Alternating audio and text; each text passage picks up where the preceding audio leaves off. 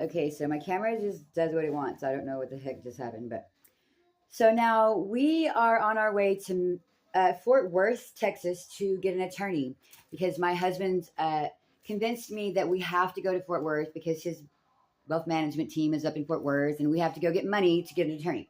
So I believed all this. My child doesn't want to leave at the moment that we're leaving. It was chaotic, but I was not about to let my husband take my 3-month old baby with him by himself to Fort Worth. It wasn't going to happen. So I believe that one of the affirmative defenses is that I had no option whether to go or not. It's my husband. So, but none of the attorneys would listen to anything that I had to say when I asked them to defend me and to say, like they just told me no, you need to sign a plea bargain. No, you need to sign this plea bargain because you're looking at 2 to 10 years in prison. Why can't we fight for my rights, sir? I don't know, but moving on. So here is the petition. I mean, not petition. Here is the pre-trial scheduling for. Here's a paper that was handed out in the courtroom while we weren't there. The attorney, I suppose, was supposed to give this to us. I'm not really sure. He was fired, but he was there anyway. So it's all crazy. If you could, I don't know, since there should be, I have the transcript and I'll post it soon. This here is their pretrial scheduling. They signed this, every one of them. Legal professionals that know the law. They know the law more than I know the law. They signed this. Now I want you to take a close look up here and see what cause number this is for. Right? Here's the papers I was just showing you.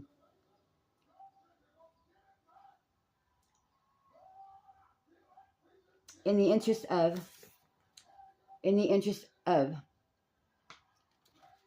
Charlize Crawford and Veda Hernandez.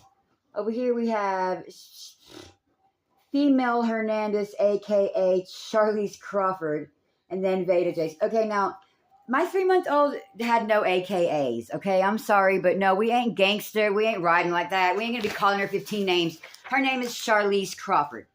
Period. Okay, these case numbers are different. Period. Now, when I brought this up to the judge, he got a little bit upset. But let's just move on. Okay, we're going to go ahead and move on. This happened on May 22nd, 2019. Okay, now, they didn't do none of their paperwork right. So, this is what they had to do. I want you to take the time to read this.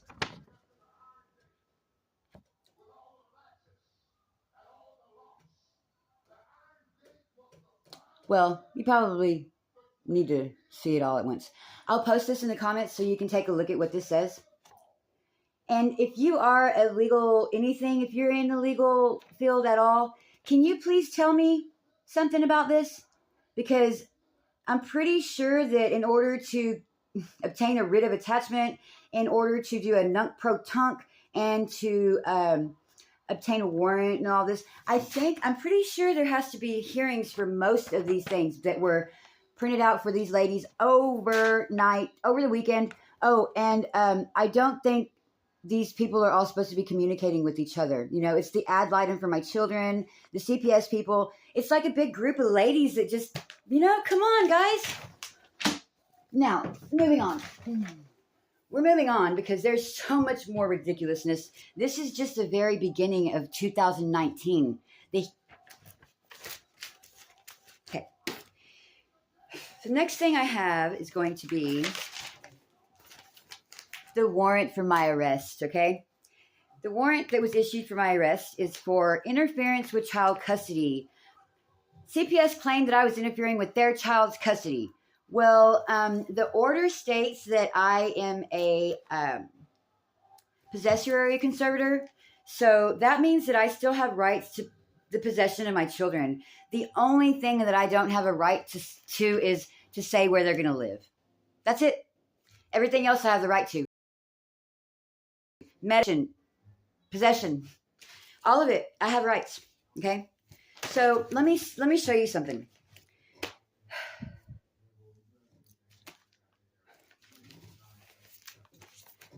The warrant for my arrest.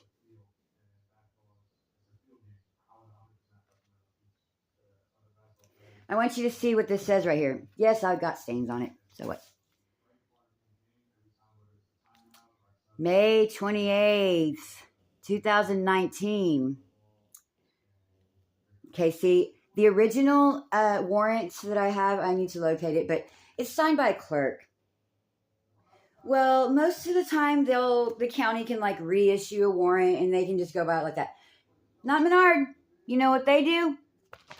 Fraud. Look at the date that this is filed.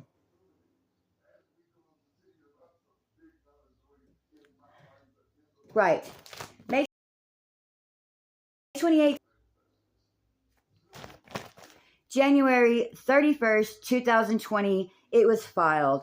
Oh, and I believe we had a court date that day. So there you go. That's not how the law works, people. You don't just get to throw things in there like that, okay? Because I've already been going to court, and I was arrested and I was detained for 7 days in Tarrant County.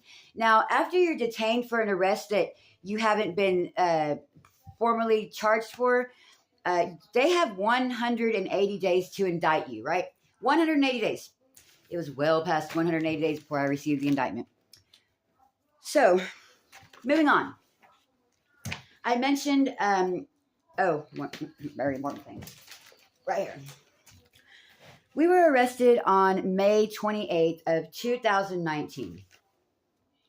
Can somebody please tell me how my husband's appearance bond, instant, original, you see that? That's a sign right there. Red flag. Red flag. My husband's release, see that right there? See the date? Oh, it's backwards. Okay, well, the date here says the 12th of May, 2019. It was signed and notarized on the 12th of May of 2019, but we weren't arrested until May 28th, 2019. Next.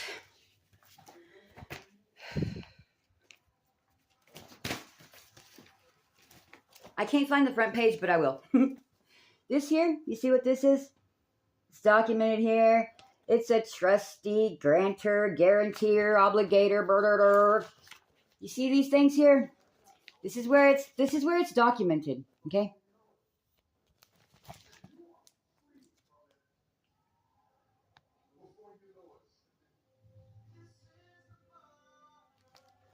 My husband's initials and my husband's signature are on this paper, and if he tells me one more time that he doesn't know what's going on, I might scream like this. Because God has me, y'all. God has me. God has exposed all of this to me. This is all God's doing, okay? I'm not a genius. I'm not a law interpreter. I'm not anything but a mother seeking justice in the hands of God. Okay? Now, I want you to know something. I was so scared, people. I was so scared. I was afraid to talk. I was afraid to say anything. I was afraid, all that stuff. But when God's involved, he makes things happen that like the people think that they're doing this stuff, and it's God. Okay, God lets things happen so that he can edify you. So when you're going through challenges, when you're hurting really bad, when you think the whole world is against you, go to God. Go to God. Keep your faith and go to God. Okay, that's all it's about. God, love, no fear. Okay, no fear. Let's put it like this. The gates to hell are fear, and the gates to heaven, love. Keys. I meant keys. I said gates. The keys to the gates of hell, fear. The keys to the gates of love, heaven, love. Okay, you get what I'm trying to say. This is really upsetting to me. The most upsetting part is that there's officials, there's authority, there's people that have the power to do something. And my camera's going to keep glitching, so let's just go ahead and do this one last thing, and I'll stop and you guys can go over this. I'll post some more stuff, some of these documents in the comments so you can take a look for yourself. I would really appreciate some advice on like if I'm wrong, let me know. But I'm pretty sure I'm right. So this here is my case number for this interference with child custody that has been going on for 6 years now. 6 years. So this here, you see, these are the witnesses that they're summoning. Mr. Galvan, you know I love you. And I know that this is not your, I know what's going on. And I want you to know that I love you.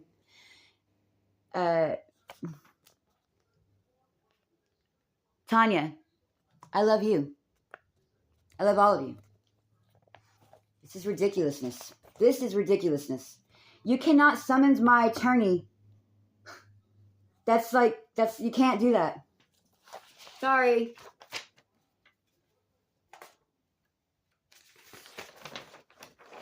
Now, Jason Clemens, who are you? I've never seen you. I've never heard you. Who are you?